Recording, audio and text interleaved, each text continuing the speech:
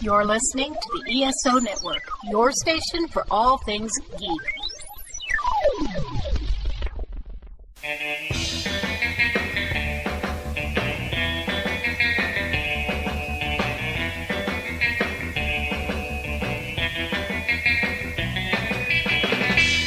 Hey guys, Nick's here to make a special announcement for Myopia Defend Your Childhood. The month of April is going to be a public defender month, which we haven't done in years, but our listenership has grown and I've been getting all sorts of recommendations over Twitter. So here's what you're going to do. If you have a movie to suggest starting February 1st and ending on February the 14th, we are going to open the phone lines, open Twitter, open our email to you making recommendations. If you want to call in and leave a voicemail, the number is 770-835-5578. That's 770-835-5578. If you want to email us, go to myopiapodcast@gmail.com or on Twitter at Myopia Podcast and tell us a little bit. Tell us what movie you want to do. Tell us why you think it'd make a good episode. Tell us a little bit about your memories of it, perhaps. And if you get selected, the month of April will be dedicated to you, our fans, defending the movies you grew up. How will you stand when we put a piece of your past on trial? Thanks, guys.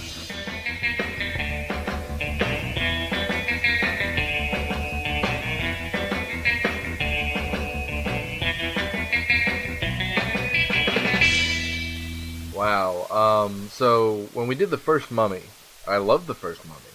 I even remember positively the second Mummy. Then Daniel suggested we did this one, and I was like, fine, it's a movie with The Rock. I love The Rock. The Rock's great and everything. It's got Michael Clark Duncan in it, who's awesome. What could possibly... Oh, man, this movie's weird. Oh, it's not good. They take tropes. It's weird. I remember it being advertised as The Mummy 3. There's no mummy branding here. It's just the Scorpion King. They mess with history. They futz around with everything. It just... None of the joy is there. It's bad, guys. It's just crushingly bad. So, I guess enjoy. This movie isn't impossible to find. It's just not worth finding. So, yeah. February 1st, we're doing a listener request month. A public defender month, if you will. Where you guys, the public, the listening public, will request movies for us to do in an upcoming month. And further, if you're around Cineprov in February, the first week of February, we will be doing kind of another cult classic, an episode that we've already done, by the way. On February 7th, we're doing Roadhouse. So hope to see you at Roadhouse at the Plaza Theater. Thanks, guys.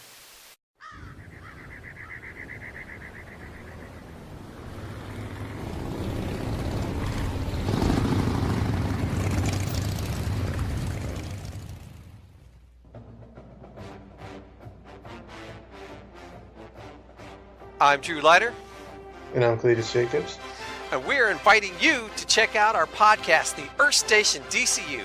We talk all things DC Comics, television, movies, and news. We'll give you weekly comic recommendations and keep you informed on what's going on with DC TV and movies. We are part of the ESO Network. You can catch a new episode weekly on iTunes, Google Music, Stitcher, or wherever fine podcasts are found.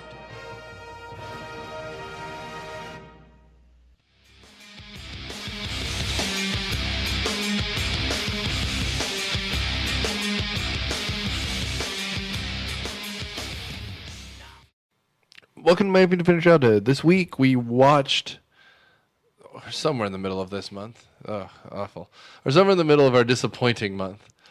Aren't all our months kind of disappointing in their own way? I mean, if you read the reviews, then yeah. Oh, but boy. I mean, so yeah. But this week we're doing a Daniel pick. We're watching a disappointing movie from 2002, a very disappointing year in general.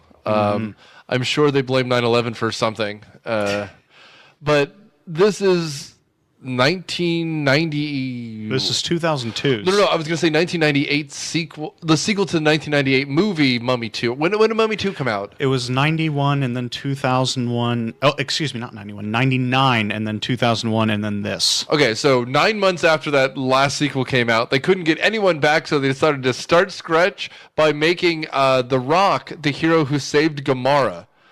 Yes. Literally. So I'm Nick Hoffman, award-winning comedian with Cineprov, and on panel we have... Matthew W. Quinn, who wants to start self-publishing pulp fantasy stories. Maybe they can, make some money that way. We should watch better movies to inspire you. And Hello, this is Daniel, and I worship the Tick King. gross. Does he have Spoon. Dang, I was about to say something about Arthur. So this movie is weird. This was an important movie in my life. The reason being, this is the first time I remember.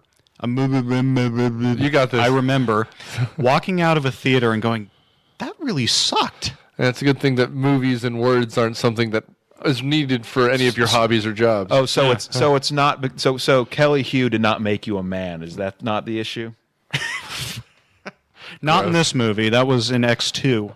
Oh, that's right. She was in X2. She had a career. It's so funny to watch bad movies, and I guess stay tuned for movies later this month, including a Star Wars and Matrix movie, on whose career was ruined by that process and whose wasn't. I'm glad that she survived, because The Rock definitely did, and Michael Clark Duncan definitely did. I don't think anyone else made it out of this movie alive. Did Michael Clark Duncan really survive, though?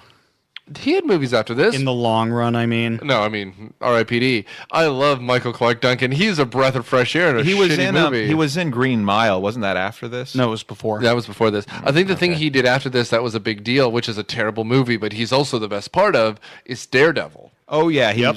Which Oh, is he was a Kingpin. terrible Kingpin. You didn't What like was him? wrong with him? I didn't think that he was a really good Kingpin in that movie. I think he was the best part of that movie. I think Bullseye was kind of the best part of that movie. Colin Farrell, right? Yeah. Killing that old woman by throwing a peanut into her throat. Best part of that movie. And when he killed Frank Miller with a pencil, if I recall correctly. I believe he did. He did a kind of pre-Joker pencil trick. Yeah. Pretty much. We're gonna make this podcast disappear.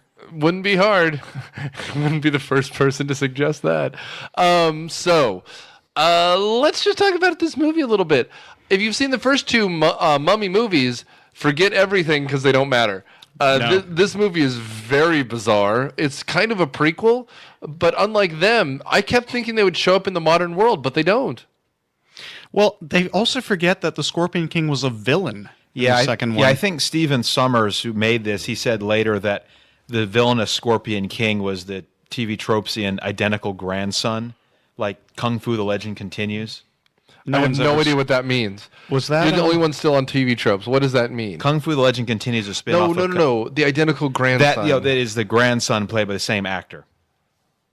That's even dumber. No. They said that they explained that by saying that the villainous Scorpion King from The Mummy Returns was the grandson of Matthias. No. God, that's idiotic. Oh, my God. I never said I thought it was a good idea. Yes, but you brought it up. I don't blame you necessarily. Communism is, could work, but I'm not saying it is. I'm just mentioning it on the podcast. You need to stop doing this, man. Game over, man. Game over. We're just three brown-haired guys on a podcast. Mm-hmm. White people doing a podcast. Well, of course, that's what all... Well, if two of us had beards, we'd be like the Three Guys with Beards podcast. I think being Anglo-Saxon... I mean, eventually we'll ask on brown-haired girl to round out the podcast of white people with brown hair. We're all white people. We're all in our 30s. Of course we're on a podcast. Well, I mean, this woman... this movie almost has a woman with agency, so we should get to her. We're talking about Kelly Hu? Yeah. Okay. The soothsayer. What's her character's name? I think it's actually Cassandra, but she's only referred to that once. Yeah. So they just call her the sorceress. Let me look on the wiki real quick. The other thing that bothers me is that the whole time they're trying to establish anyone, and so what they're doing is they're pulling tropes from the first two movies, which are, I think we can all agree, especially the first one, which has been on the show, is really fun and has a lot of kind of neatness to it. This one feels cheap from beginning to end. Well, what concerned me the most about this was The Rock, who is, like him or hate him, he is so charismatic. He is. He is just totally aware and is in on the joke. And he's charming. Like, he even does a couple times some of those Rock things that we love, like the raised eyebrows and the wide eyes, and you're just like, kind of like the, what's going on? And when he gets the pickpocket to give up the ruby, just with that totally non-verbally, he just gestures and looks at him. The kid just gives him the money. Yeah. The rubies. Yeah, and I mean, and that's when he's at his best. But overall, he was just so nervous to be in front of the camera in this. This is his first starring vehicle. It's very clear. Everyone else in the background are like such cliched character actors that you'd think they'd be able to do their part. They're barely able to. It's just weird. Whatever. Daniel, you want to try to give us the plot synopsis? It is your movie, after all. Well, I mean, I specifically chose this. I could do it. Matt, I'll give it. Yeah, go for it, Matt. Okay. It is the time before the pyramids, and from the distant east, a evil empire called the Horde, whose greatest warrior is their king, has invaded the known world and is conquering everybody. And their greatest warrior is their king, Memnon, which is Greek. And Memnon begot Methuselah, and Methuselah begot Methuselah, and so he has a sorcerer who can predict the outcome of every battle, so consequently he wins all of them. And so the free peoples of the Middle East, hire The Rock and his brother Jessup, which sounds like an old Western name, and some third guy who doesn't have a name. And they are supposed to kill the sorcerer, but The Rock hesitates when it turns out it's Kelly Hugh, who's really good looking. And he ends up being buried up to his neck in an ant mound. And so then he gets rescued by wacky ethnic comic relief Grant Heslov, who is actually an Academy Award nominee from Good Night and Good Luck, who's like a horse thief who claims to be a priest. And then they go on an adventure to kill Memnon because Memnon killed Matthias's brother. Yeah. All right. Yeah, that's basically it. We can work on your tightness on these, but the thing is, the plot is really long and ambly for no reason. Basically, not Conan the Barbarian goes to kill not Conan the Barbarian's ruthless enemy, and along the way meets a bunch of stereotypes from... Could we call him Human General Grievous? Because when he does that dual-wielding sword thing, he reminded me so much of General Grievous. I mean, you can call him whatever you want. It's shit. Memnon is also a real thing from Greek mythology. He is Ethiopian, so strike one. And then strike two, if I recall correctly, he fights kind of around, like, he shows up in the Trojan War, and he comes to help Troy and dies helping Troy, so much so, and he fights so valiantly that Zeus gives him eternal life. It's not Agamemnon, is it? No, this is Memnon. Oh, okay. Literally Memnon. That's what he is. He exists. He has his own epic poem written by someone who is not Homer, so we don't have it. So some OG fanfic? Oh, yeah, there's like 9 parts of that poem, and we've only got 2 of them. Exactly right. This one's written by Quintus, and I believe a guy named St. Augustine of Hippo declared it heretical, so it was destroyed. But whatever. Like, Memnon is a real name from Greek mythology, and that's the problem with this movie I have. You kind of touched on it, but, like, all of this is just a mishmash, as though someone looked up the ancient world and then looked in the index of that book and threw it all together. Like, Akkadians are in here, the ancient city of Gomorrah is in here for some reason. Nubia, but Nubia was there. Like, that's the thing, they're all here. Yeah, it's just all bullshit. And Philos, the Memnon scientist, has gunpowder, which he says comes from China, so he got that part right at least. But it's also 1,000 years out of date. Like, that's the problem. Or more. Everything is combined together wrong. Like, it's before the pyramids, so... That's 3,000 years ago. Or more. 4,000 years ago, right? And so all of this is wrong, because gunpowder appears in China in like 600 Yeah, it's Tang Song era. Right. The problem is a lot deeper. I'm sorry to interrupt the history teachers here. The problem is a lot deeper than just being a bunch of mishmash of ancient civilizations. It's that the story is just so cliched and bad. It's like somebody took a bunch of Edgar Rice Burroughs adventure books, or no, who invented Conan? No, but that's the problem. It should have been Robert Edgar Rice Howard. Burroughs. Right. It reminds me a lot of Conan, like the Hyborian stuff that Robert Howard wrote is like every time period just thrown in a blender. But that's just it. It should be that. It's not that. Right? This is more like an Age of Empires game where like the Assyrians are fighting the Sumerians are fighting the Babylonians, because that's the cold open. The cold open is like Vikings, and they're like, we have defeated the Babylonians, we have defeated Akkadians, and now we're going to defeat an Egyptian. Okay, now I'm disappointed because I wanted to pause And he this mentioned movie. the Mycenaeans too. He did. He mentioned Phoenicians. Like, it's all bullshit. Go ahead. I wanted to pause the movie and type in the password that'll give me access to those machine gun cars so I can beat Age of Empires. Yeah, exactly right. And that's what it feels like, though, right? Like, and then The Rock is like the hero that's unbeatable. And he's got like a machine gun, bow and arrow. Like at one point, he shoots a guy with an arrow, and he goes flying like 60 feet through a wall. He has a bow that has so heavy a tensile strength that no one else can pull it back. Like they're joking. Like at one point, the prince is like, "And look at him with his little bow," and he's like, Well, there's that bit where what was his name again? The comic relief you mentioned? Arpid. Okay, Yeah. Arpid. I was looking for the actor's name, but Arpid works. Grant Hesloff is Thank the you. actor. Where he's like trying to reach out and touch it, and the Rock's just like, "Don't touch the bow." Yeah, and you're just like, why? What's he gonna do to your bow? Like, none of this has any weight. It's the weirdest. He's gonna take it to a pawn shop because that's the kind of person he is. He, if you've seen the original two Mummy movies, he's Benny. That's the problem with this. It was an established canon. So Yeah. we already knew like the story of this guy, and we already knew like what mythology they were cribbing. So Well, and to do also this was weird. He's not the same actor? No, but it's the same character. He's the weird comic relief who's like weird and awkward and an Arab trader, literally, again. It's the same thing. It's just always the same. The problem is, why call this... I noticed, I don't know if you did, I don't know how you watched this. I watched this on Vudu, but the poster they have doesn't mention the Mummy anywhere. I saw it on Amazon, and because it doesn't really connect at all. Yes, but the reason I bring that up is I remember when they were advertising it, it was advertised as The Mummy 3, The Scorpion King. it was a prequel of a sequel of a remake. I will say, though, as far as remakes of the original Universal Horror Monsters, that might be the best remake of any of them. Probably. I mean, I, Frankenstein was atrocious. The Mummy that came out 2 years ago with Tom Cruise, unwatchable. Right? I never saw it because I didn't see it either. I heard it was bad.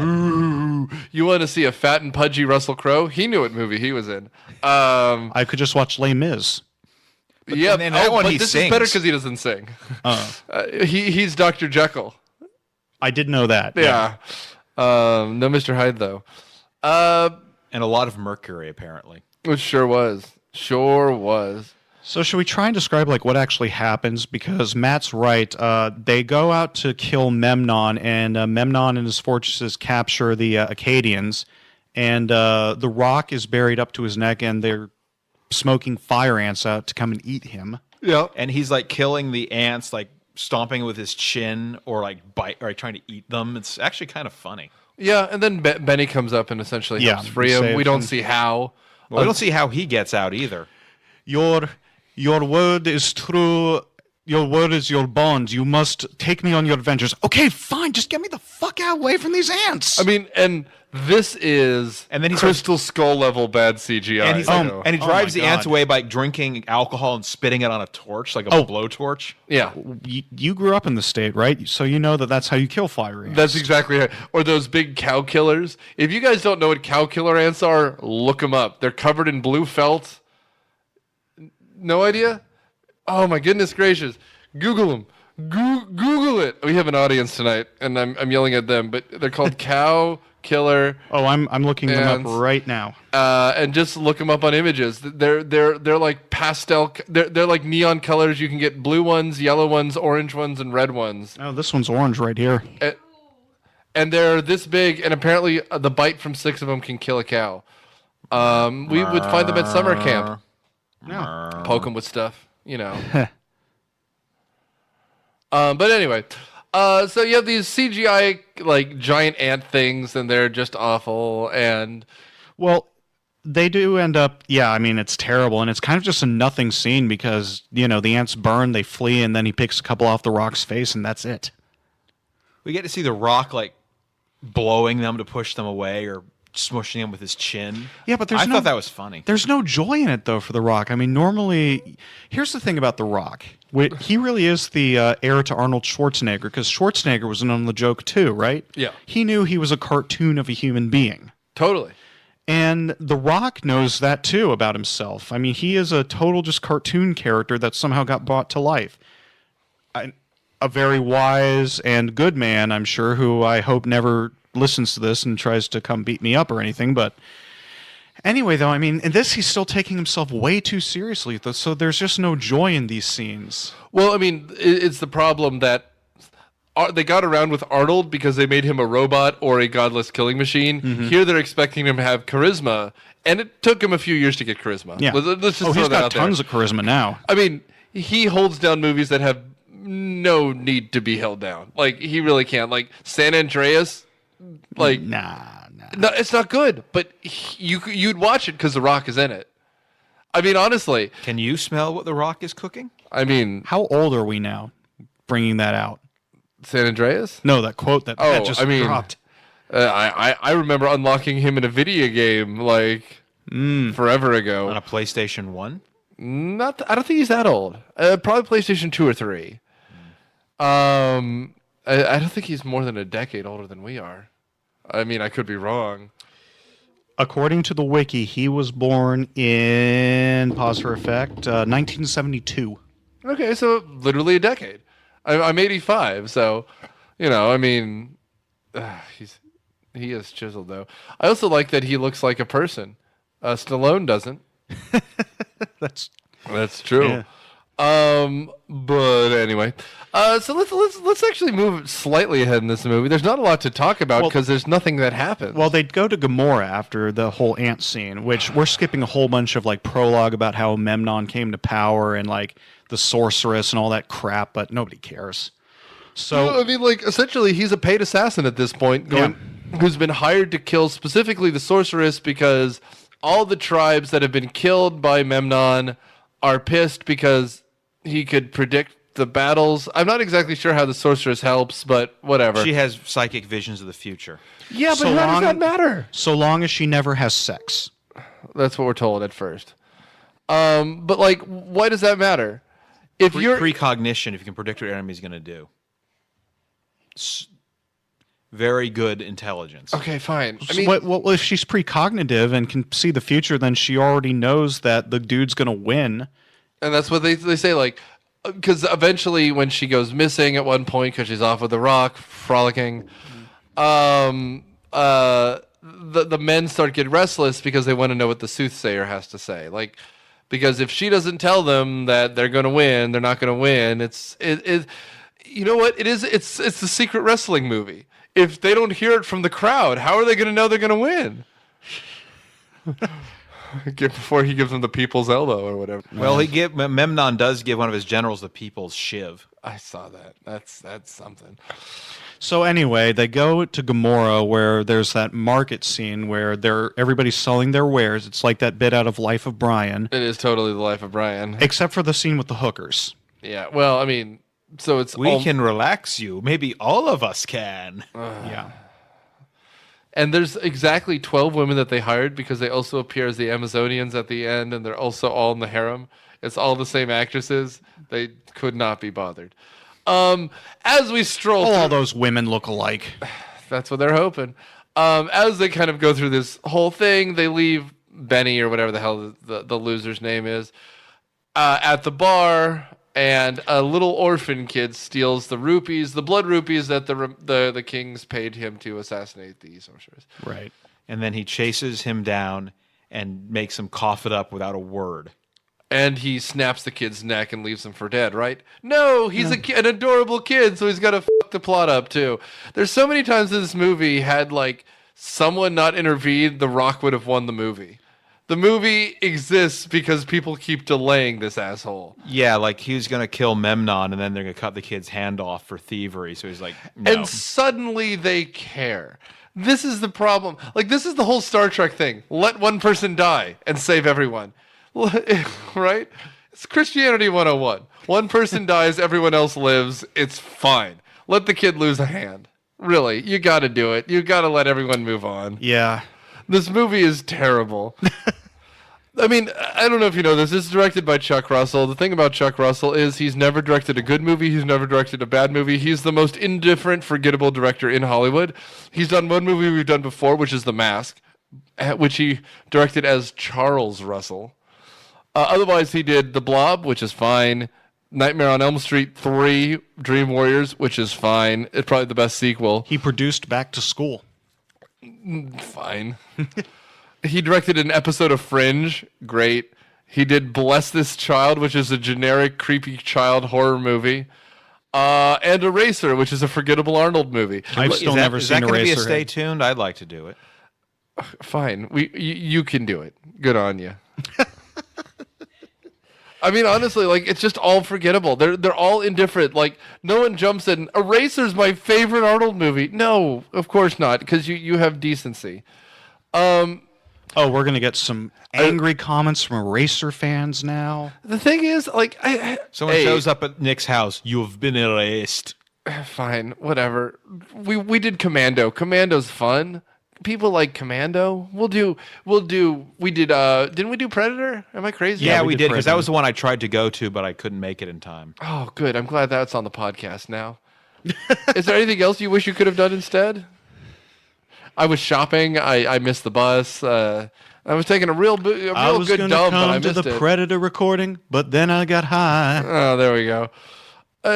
A witness protection specialist? I'll be a specialist in something? I should totally do this movie. Becomes suspicious of his coworkers when dealing with a case involving high-tech weapons. Thanks, Internet.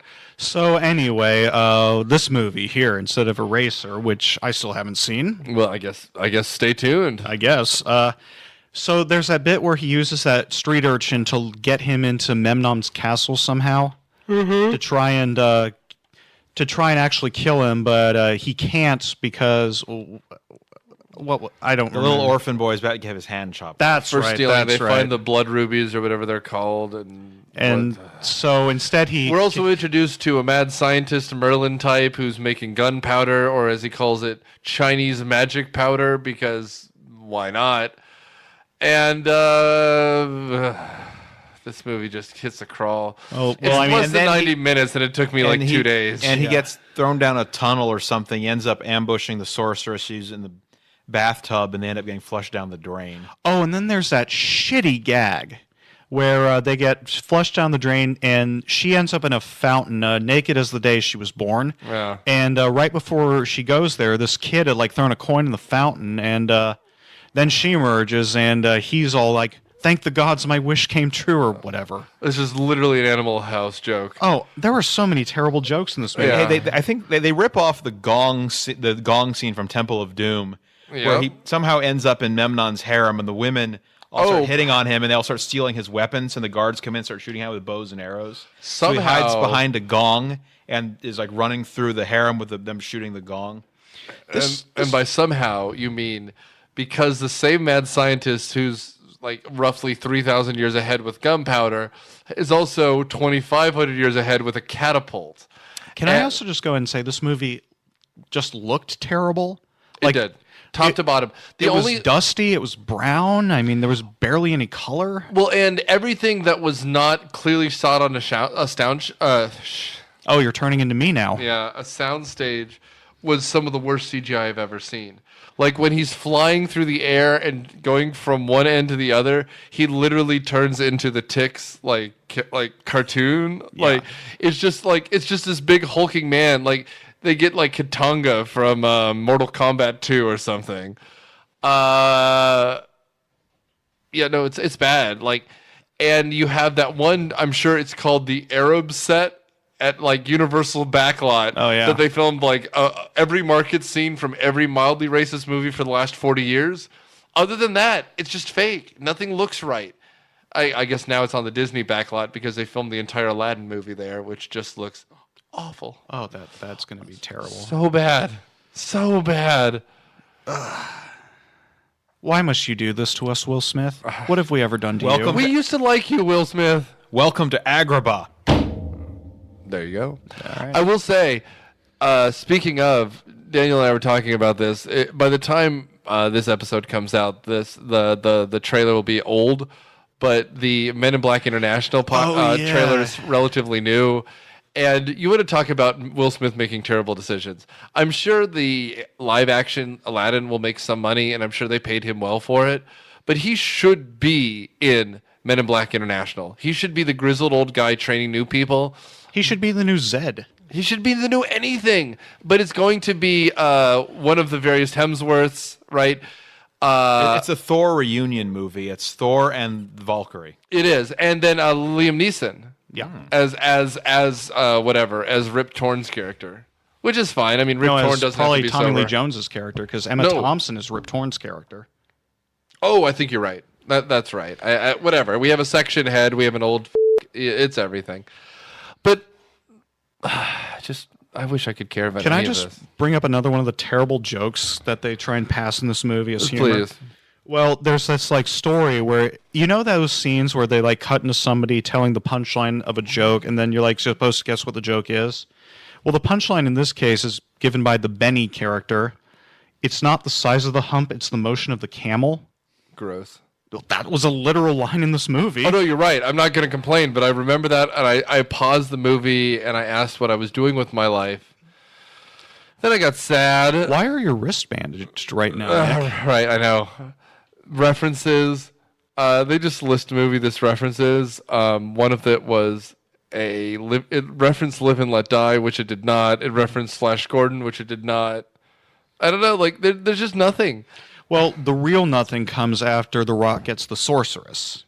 Oh. Instead of killing Memnon, he ends up, like we said, flushing the sorceress and himself down a toilet, and then they go to the desert. Well, they've wrapped the sorceress and looks like some drapes and bungee cord. No. Yeah.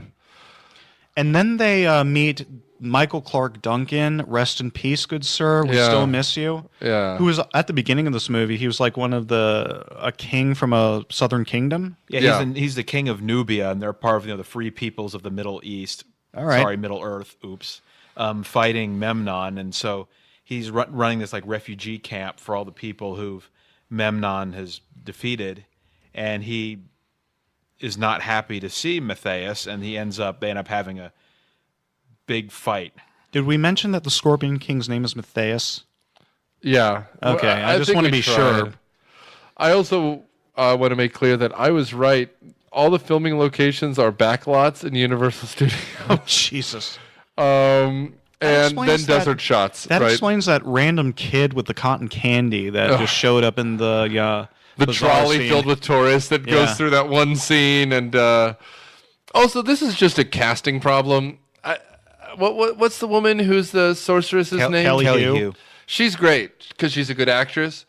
But he has bigger boobs than she does, and it's very clear in every scene where they're together that he makes her look like a child, which is really weird because he's often shoving her aside, and you have much more powerful, developed like character women off screen. Yeah. And then she's just like, my family always lied about the sex thing, and you're just like, guys, I don't care, man. I know you nailed her. Who cares? Who cares? All this is crap. There's a Godsmack song in this, and that's all you need to know. Yeah, I like Godsmack. I'm sure you do. I checked my notes, and one of the things I wrote... No, I just find it ironic that Preachy Preach Christian guy likes a band called Godsmack. Also, it just ages this movie as 2002-iest of the most 2002. You might as well have a piano solo from Linkin Park. I've got in my notes here the phrase "new metal Conan," which I think perfectly sums up this movie. Yeah, you're right. That's it. So anyway, let's just skip ahead because there's that useless second act after they get the sorceress and they're in the desert, and then there's supposed to be character development happening, implied character development, but they agree to go back after meeting with Balthazar to attack Memnon, and there's that great Trojan horse bit. It's the one kind of enjoyable thing where they hire a bunch of prostitutes for his harem, and then Michael Clark Duncan just pops out in a dress and starts killing people. I mean, yeah, as you would expect from Michael Clark as Sir Duncan. Yeah, and then it just becomes a raid movie, which is fine. It just none of it has any effect. I thought that they were going to allude to. Okay, so crazy. There's essentially three missions going on at once. Michael Clark Duncan is just killing everyone because he's a mad dog. Yeah. Right. The sorceress has gone in early. So the Rock is trying to free her, and he wants to kill Memnon, and there's some bullshit with snakes, which is not even and meanwhile, worth bothering. Memnon thinks something's up, so he tries to make the sorceress pick the snakes out of vases. You know, that trick where you put the marble under the shell and move the shell around? Well, he's doing that with like 6 vases with 4 cobras on a wheel to see, because he's convinced she's lost her powers. Because she's had sex with a rock, which is the only way she would survive, he figures. And guess what? He's right, because women act exactly as you think they're going to in this movie. Women are all conniving, they're lying, and like it's really written terribly for women. Ultimately, she grabs a snake and tries to throw it at him, but then the rock shows up and blah, blah, blah. The third plot is the mad scientist guy and dipshit are trying to blow up the whole building with gunpowder. Yeah, because at some point they find Philos out in the desert playing with gunpowder. He's like, I finally figured it out. Yeah. So I thought the whole thing was going to be the story of Sodom and Gomorrah gets completely destroyed. And it turns out that instead of God, it's rock. It's the rock because the rock is God. Right. Stole my joke there. I was about to say something. But I mean, that's literally what I thought they were going to do. But they even have a wet shit on that. Like, there's nothing. Like, they're like, no, he's now the king of Gomorrah. So I guess orgy? Well, he kills Memnon with an arrow, which... He shoots him with an arrow, and he falls into the explosion caused by Arpid and Philos. And he apparently is still alive to get incinerated. It's like a Rasputin-level death. Wait, is the wizard guy literally named Philos? Yeah. So knowledge. I guess. Yeah. Literally knowledge. Or wisdom. Oh, boy. It's so stupid. Again, it's like someone opened the index of an ancient history book and just pulled stuff out. Akkadians, they sound important. What if there were none of them left? That puts the history line out of order. It doesn't matter.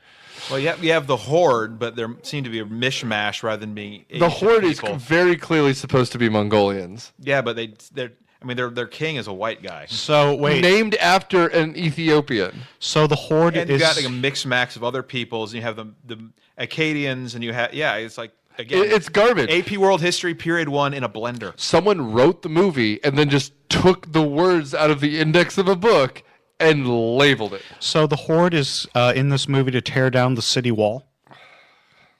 All in all, just another brick in. Are you saying it's a real shitty walk? Yeah. It's a really shitty walk situation. Goddamn Hungarians! Yeah, there you go. I'm missing something, aren't I? South Park. Yeah. Here's the thing. I love when that dude was the pilot to Canada. Yeah. You had your choice in airlines, and you just chose the wrong one. Yeah. Welcome to Shitty Walk. Would you like some shitty food or some... He lost all that weight by eating shitty food? Yeah, he sure did. Do we have anything else we want to touch on? This movie is... Let's just talk about the ending real quick, because that's when The Rock at least tried to have fun by using that... the sorceress predicts a period of peace that won't last forever, and The Rock's like, but I thought you lost your powers if... And then he just does that... rock facial expression that was popular back in the day. Like literally where he stares on the barrel of the camera, cocks one eyebrow up, one eyebrow down, and goes, but I thought you said you'd lose your power. Mm-hmm. Again, it's almost Speed Racer. It's like, oh! Well, they have to have this... Well, when him and Memnon are fighting, he pulls off what little armor he has so he can be totally shirtless. So I guess if you've got it, flaunt it. Well, he does it all the time. His armor tears away like it's construction paper. And then she goes, that's what we've been telling people for generations in order to make sure the king keeps his hands off of us. Just take me right here. And so they hump in front of people. It's an odd end. Yeah, and that's pretty much it. Oh, by the way, something I learned. This is one of the rare movies where The Rock has sex.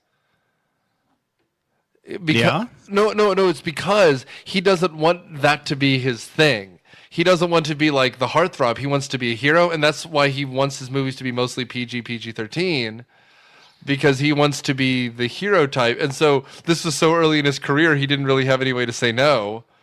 Well, he just did whatever Vince McMahon told him to do. Right, and now he's Dwayne, and so as a guy named Dwayne can't get laid. So there you are. Daniel, this was your movie. How do you feel? Well, I mean, I thought it sucked back when it came out in 2002, and the suckage has just really increased. Yeah, that's good. I mean, I don't know what to say. Don't watch it. Yeah, pretty much. I mean, there's a reason this is probably perpetually on at 2 a.m. on TBS these days, and that's how it's remembered. Fair. I'm going to offend everyone here. It's entertaining, but not really that substantial. And it's short, which is good. I mean, I don't disagree. It's inoffensive. It's just there's nothing here for a 87-minute movie. It feels much longer. The action is joyless, and it's so CGI that even when The Rock is doing cool stuff, it's impossible to tell what he's actually doing. Yeah. I would say it's a waste of talent. Everyone across the board. I agree. I don't think The Rock's great yet, but he can do stuff. Let him do stuff. This movie feels like at one point he fires 5 arrows at once from a bow to save his brother. People are flying out windows. They're flying around. Let him just punch a guy. Let him throw someone. He's strong enough to literally pick someone up and throw them without any effects. He doesn't do it. Let him be The Rock. Ugh, whatever. It's garbage. Some of the fight scenes do look a lot like professional wrestling. Fine, but there should be that. It shouldn't be CGI. It shouldn't be effects. When someone picks his pocket in the market, it should have been an adult so we could throw him around. Like, it'd be great to have a scene where he's throwing people through the marketplace, knocking down booths. There's first of all, they've never figured any of this stuff out, but there's a Chinese guy hawking goods 4,000 years ago or whatever. But it'd be great to see some of these people get knocked around by the Rock. Doesn't happen. This movie is just a waste of CGI money. This is one of those ones that could have cured disease or fed the homeless, but instead they made a shitty movie that lost a lot of money. Did you see Vince McMahon was an executive producer of Are you this shocked? movie? I'm not. At this point, he still had the Rock's balls in a glove compartment. Anyway, this movie was a waste of everybody's time. But next week is Matt Quinn's pick. Matt, will you tell us what movie disappointed you when you were a kid? Are you going to give a hint? It involves a man who was a much better actor in another movie, but in this one he is so friggin' whiny and annoying. It ends with the crowning moment of tragedy in the whole series reduced to unintentional comedy. Oh, Bruce Almighty. See, I was going to guess we were going to watch T2. But, yeah. You have an Academy Award winner, Arnold Schwarzenegger. Of course. And then we have a sequel that's even worse. So I don't know. But stay tuned next week and every future week when we put another piece of your past on trial. Thanks, guys.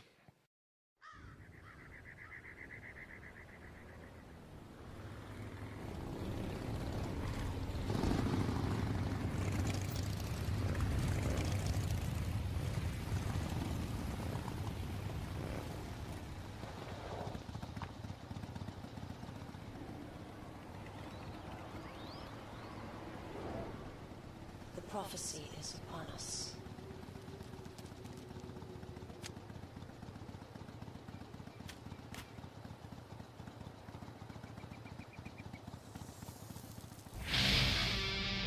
Myopia Defend Your Childhood is produced by Do Better Podcasting and a member of the ESO Network. It is hosted by Nick Hoffman, edited by Daniel Sudis and Ann Burns. It is produced by Daniel Sudis, Matthew Quinn, and Ann Burns. Thomas Herman is our consultant. Nick Hoffman is our executive producer. The theme song is Surf Shimmy by Kevin MacLeod. Find it at incomptech.com. It is licensed under the Creative Commons license. Thanks.